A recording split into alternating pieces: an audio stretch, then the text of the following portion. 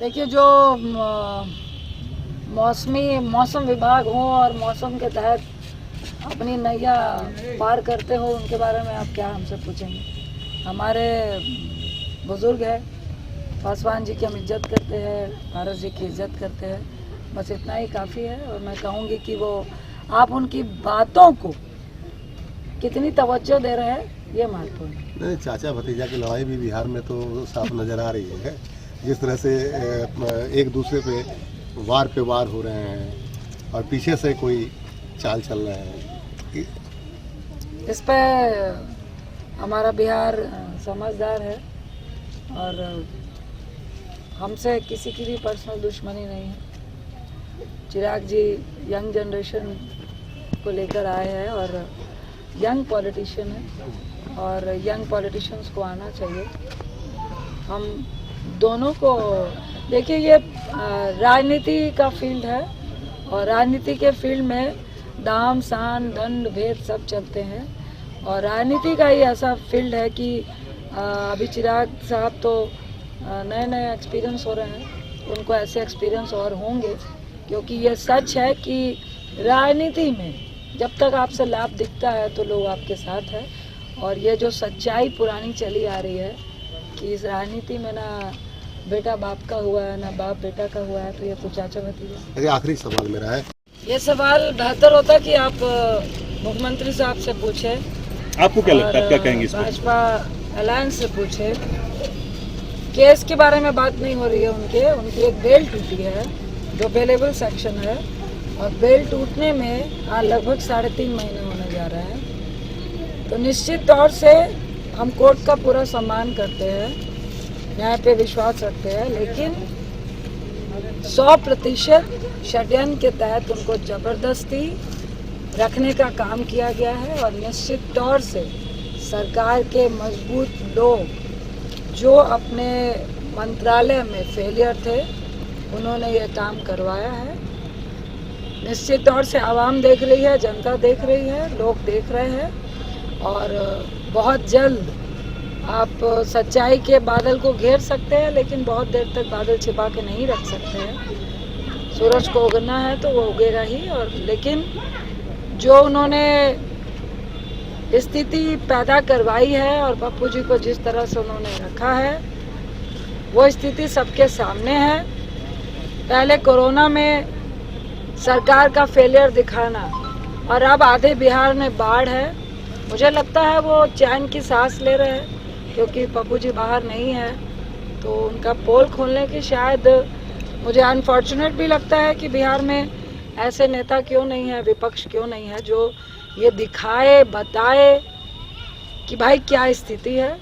तो यही एक महत्वपूर्ण कारण है कि लोगों के बीच में बार बार उनका फेलियर ना पहुंचे। तो ये एक महत्वपूर्ण कारण और षड्यंत्र है।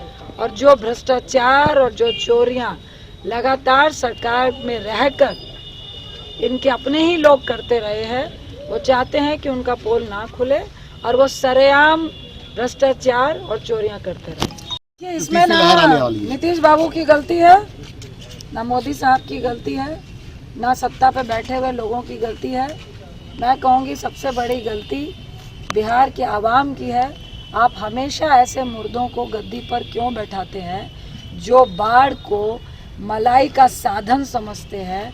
चूँकि मैं कोशी से आती हूँ, मैंने सुपौल में उस विभीषिका को देखा है। कुशा का जब बांध 2008 में टूटा वो देखा है, जब 2016 में टूटा तब देखा है।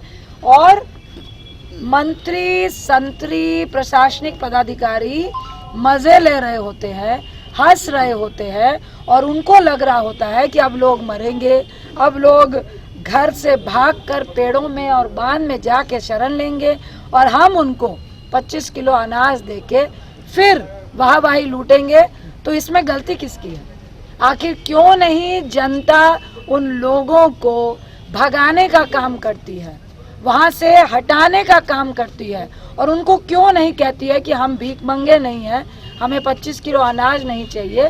उसका परमानेंट सल्यूशन है, उसका स्थायी निदान है। लेकिन हर साल ये खाने पकाने का रास्ता है और एक बहुत मोटा अहम रास्ता है जिसके कारण अभी भी जो आपने रिसेंट सुना होगा कुसा में ही, हमारे सुपौल में ही जो कुनैली के पास है बांध बोला टूटने वाला है, और रात में लोगों ने नहीं, प्रशासन और मंत्रियों ने मिलकर तोड़ा, और उसके बाद आनन फानन में आप इस बात को जानिए और मीडिया के माध्यम से इस बात को लोगों तक जरूर पहुंचाया कीजिए कि जब भी बाढ़ आपदा से रिलेटेड कोई भी काम होता है, बांध को बांधने का काम होता है, रिलीफ का काम होता है, आप देखते होंगे कि पकोपाइन पाइप डाल रहे हैं, तो ये विदाउट ऑडिट होता है।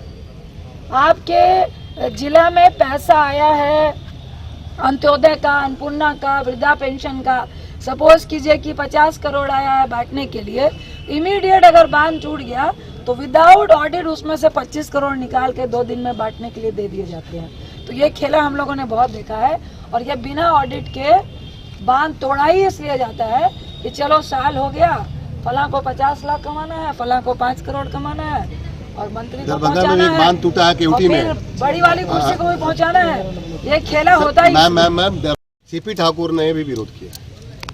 देखिए, मैं कहूँगी कि ये मुख्यमंत्री साहब को निर्णय लेना है, और जातीय मतगणना की बात बहुत पहले से चली आ रही है।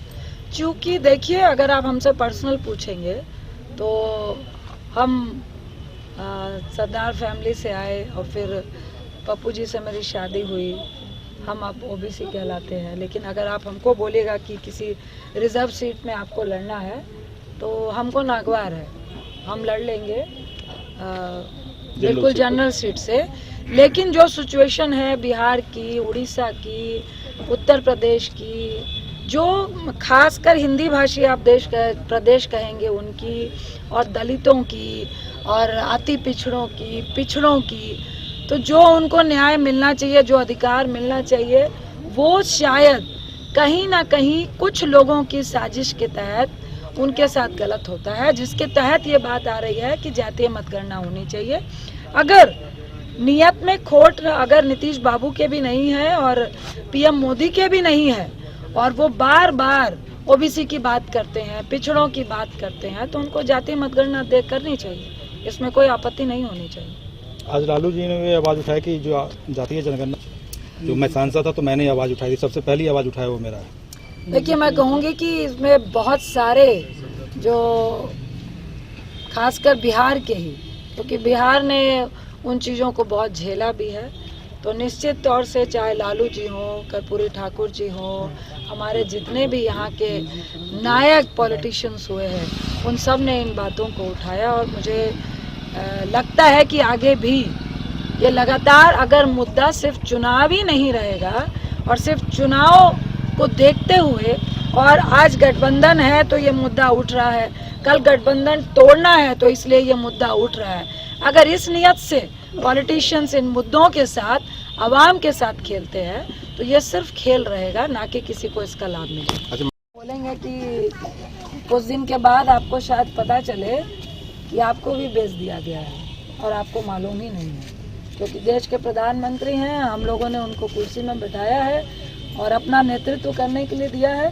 प्रधानमंत्री का मतलब होता है कि आप अपने घर को संभाल रहे हैं, अब घर को, आप अपने घर को आप चाह लें कि भैया हमको किराए पे दे देना है, अपना घर बहुत हो गया अपना, अब हम किराए पे चढ़ाते हैं, हमारे बाल बच्चे भी किराए पे चढ़ जाएं और हम 2 लाख रुपए लेके खुश हैं।